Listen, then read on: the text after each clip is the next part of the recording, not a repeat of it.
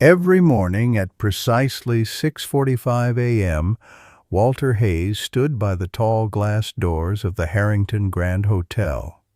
His uniform, neatly pressed with polished brass buttons and a navy blue cap, always looked impeccable, as though he were reporting for inspection. With his back straight and posture dignified, he greeted each guest with a warm nod and a deep, respectful, "Good morning, sir," or "Welcome back, ma'am."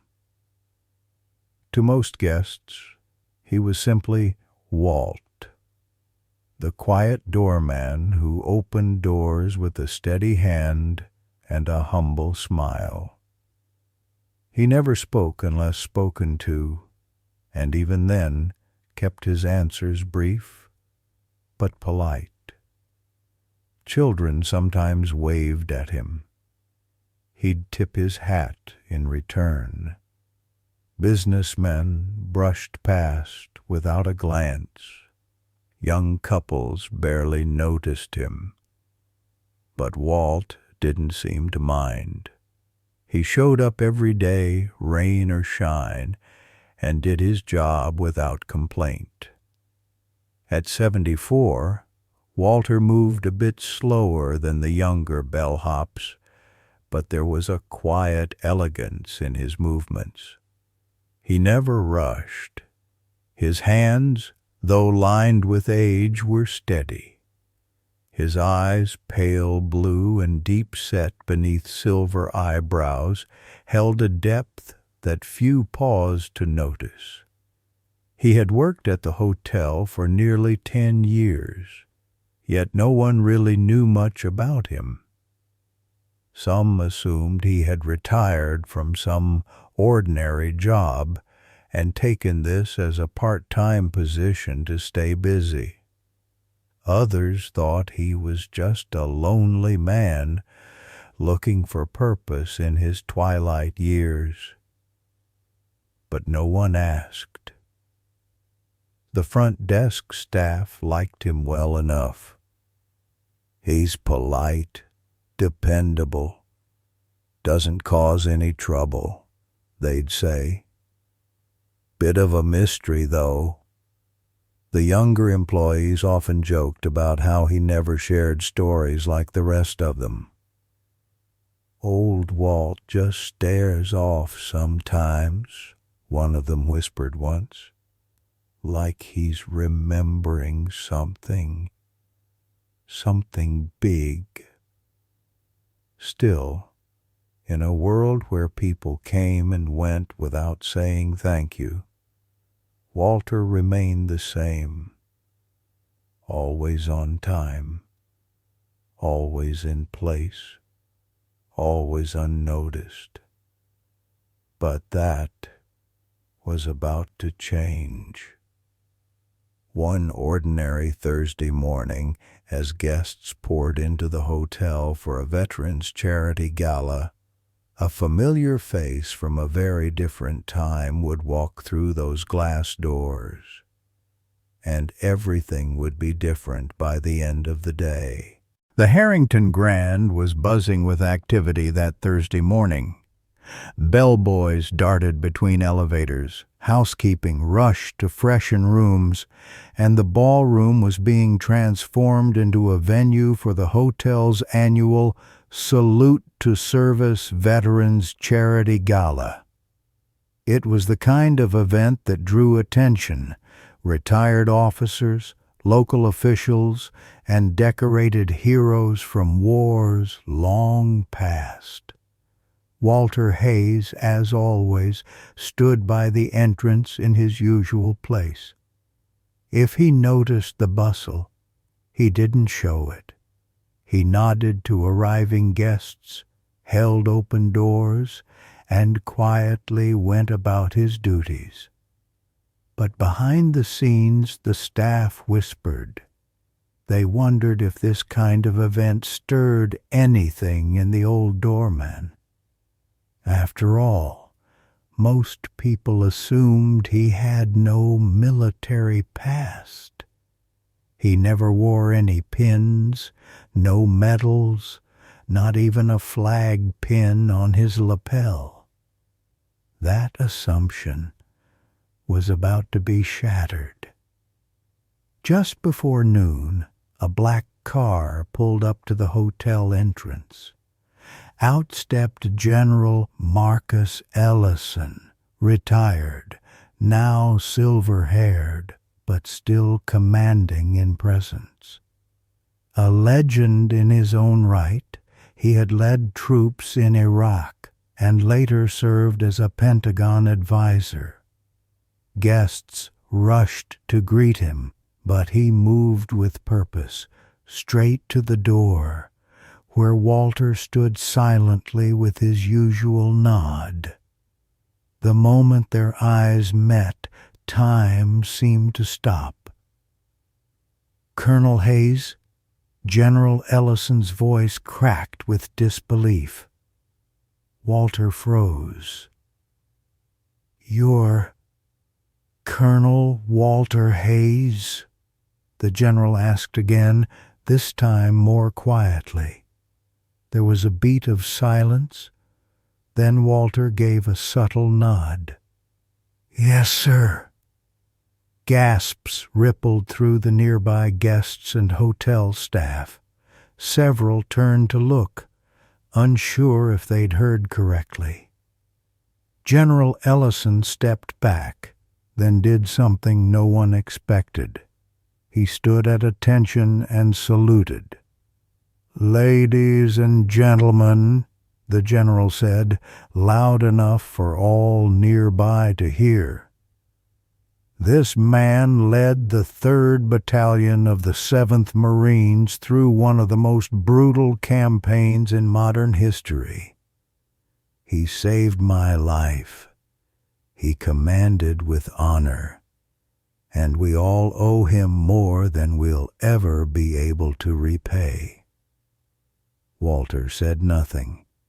His eyes dropped to the floor, uncomfortable with the sudden attention. But the damage, or perhaps the healing, was done. His cover was blown.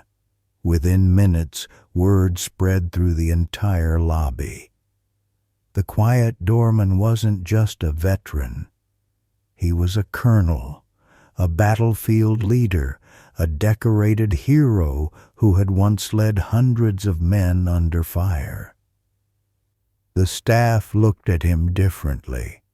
The guests, especially the younger ones, stared in stunned silence. Some began Googling his name. Others whispered, "Is that really him?"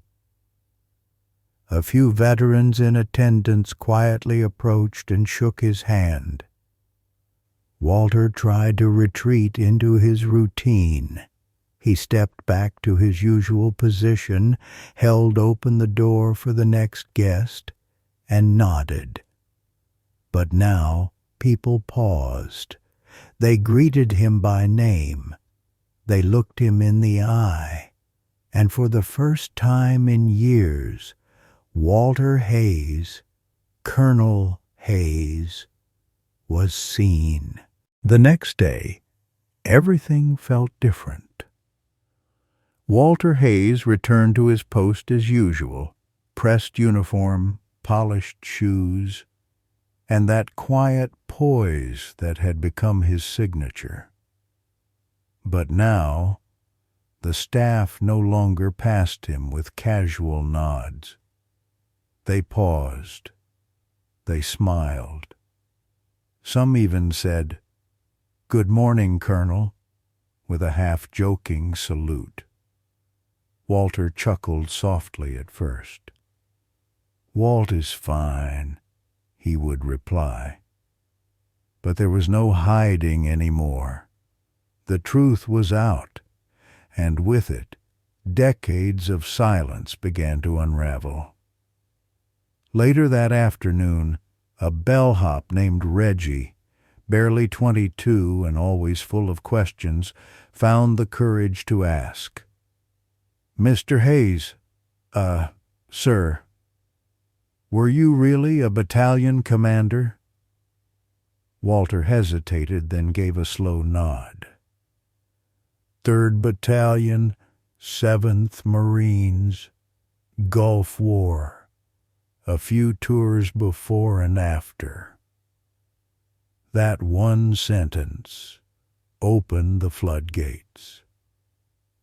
By the end of the week, news had spread far beyond the hotel. A local reporter showed up with a camera crew. They dug through old archives and uncovered grainy footage from 1991.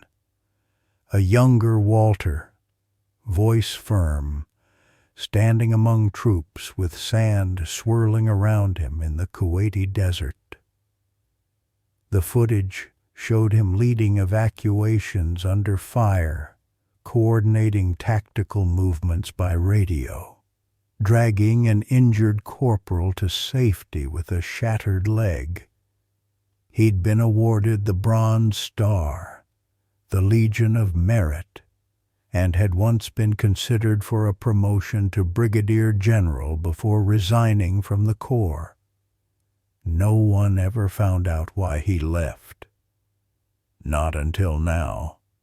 Walter gave one rare interview.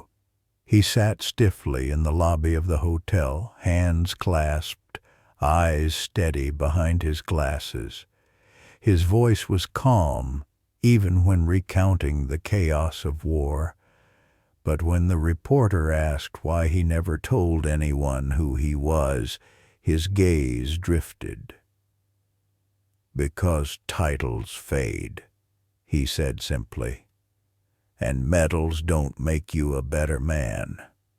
After I lost 2 of my men in the Fallujah offensive, boys I'd trained, eaten with, laughed with, I started asking the wrong questions about whether it was worth it, about whether I had failed them. I couldn't wear the uniform without hearing their names." He looked away. "So I stopped wearing it." It turned out Walter hadn't just led men. He had mentored them.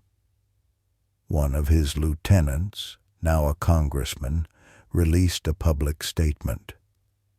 "Walter Hayes taught me that leadership wasn't about giving orders. It was about carrying burdens, about standing between your men and danger. I owe my life and my values to him." Another former soldier drove across the country just to thank him. He showed up at the hotel lobby, stood before Walter in full army dress, and broke down in tears. "You got me home, sir. You got me home." The hotel decided to honor him during the next Veterans Gala. The manager ordered a new brass plaque to be mounted near the front entrance. "In honor of Colonel Walter Hayes, leader, soldier, gentleman." When Walter first saw it, he said nothing, just stood there a while. Then, almost inaudibly, "They would have liked that, the boys." But the story didn't end there. One evening, a mother and her teenage son checked into the hotel. As they passed through the doors, Walter tipped his cap. The boy, young, restless, clearly unimpressed by formalities, barely acknowledged him. The mother, however, paused. "You're Colonel Hayes, aren't you?" Walter nodded softly. "I lost my husband in the same campaign you led," she said, her voice catching. "He always spoke about you, said you were the only reason most of them came back." Walter stepped forward, eyes suddenly glassy. What was his name? She whispered it. Walter closed his eyes. He was one of the good ones. That night, Walter didn't just open a door. He reopened something buried. A connection, a memory, a ripple in time that kept spreading. The days that followed were nothing short of extraordinary. Walter Hayes had become more than a hotel doorman. To the guests, to the staff, and to the entire city, he had become a living legend, hiding in plain sight.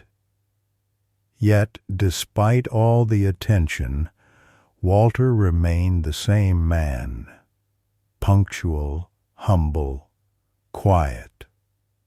He still arrived before sunrise, adjusted his cap in the mirror, and stood at his post with the same unshakable calm. But the world around him had changed. Veterans from across the state began showing up, some in wheelchairs, others walking tall in worn-out boots, all coming to shake the hand of the man they now knew as Colonel Hayes. Some had once served under him. Others had only heard stories. A few brought their sons and daughters, whispering, "This man led real warriors." The hotel lobby transformed into something of a shrine. A small photo display was set up beside the plaque. Black and white snapshots from the battlefield, a faded map of the Gulf region with hand-drawn lines, and a grainy picture of Walter in his combat gear, radio in hand, sand and sweat on his face. Guests paused there every day.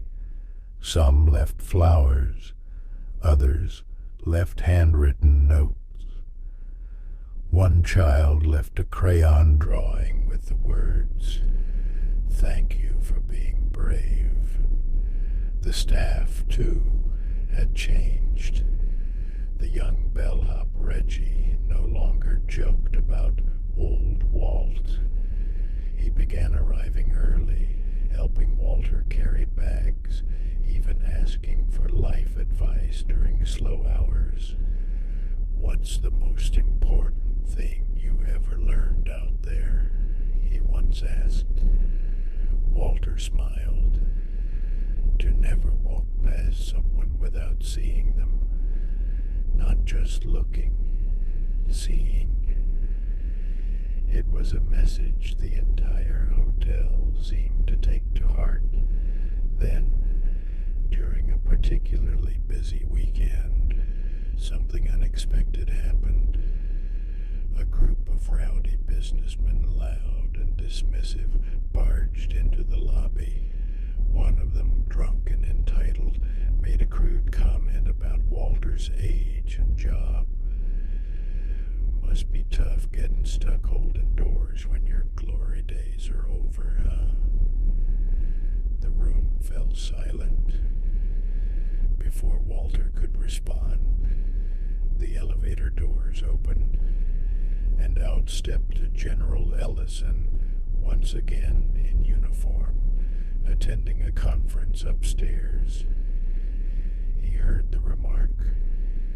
He walked over slowly. Then, in front of everyone, the general stood at attention and saluted Walter again.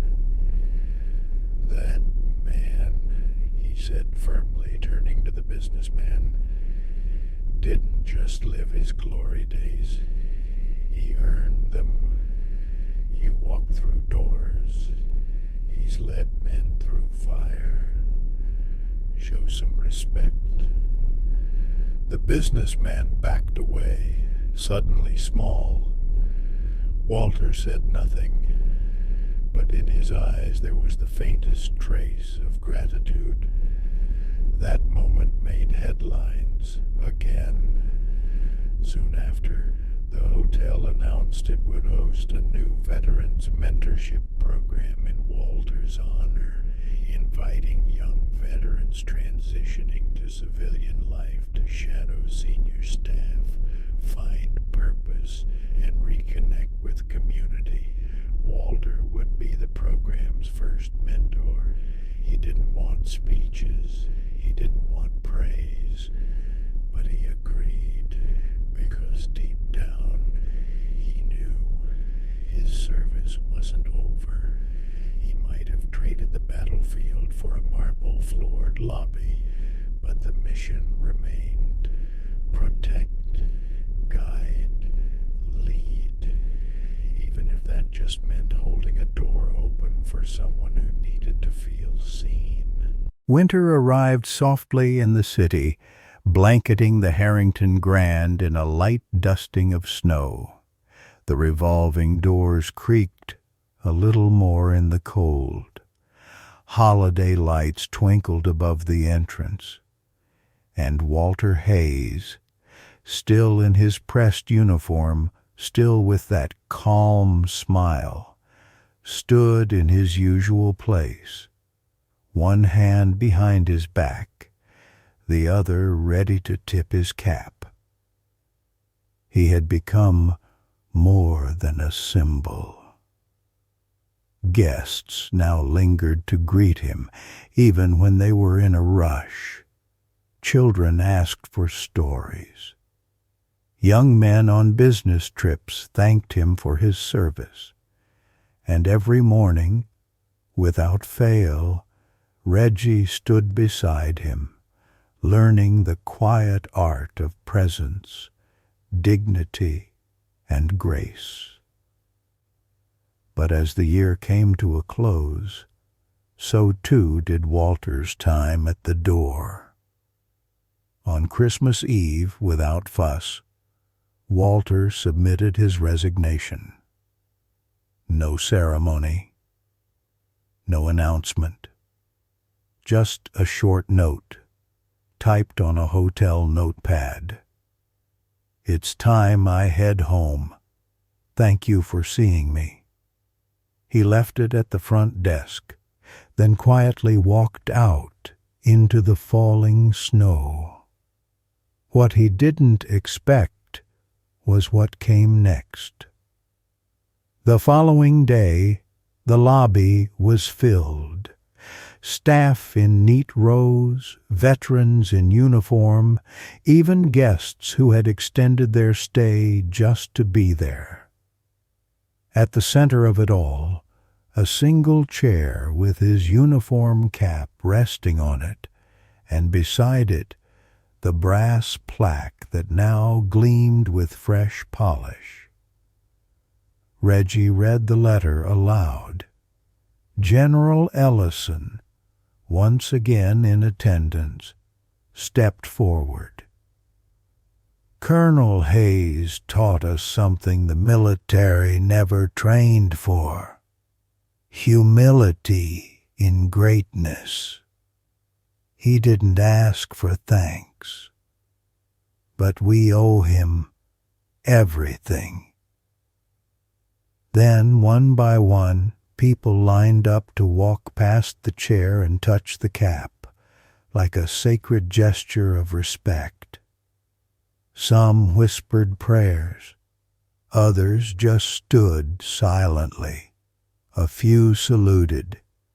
Walter never returned to the hotel, but word spread that he'd moved into a small cabin near the mountains, where he spent his days writing letters to the families of fallen soldiers, tending a quiet garden, and watching the sun rise in peace. No one knows exactly when, but one spring morning a wreath appeared on the hotel steps. Tied to it was a note in Walter's handwriting. "You never know what someone has carried until you walk beside them. Thank you for walking with me. If this story touched your heart, we'd be honored to have you with us. Each day we share quiet moments that remind us what still matters. You can subscribe below to join us.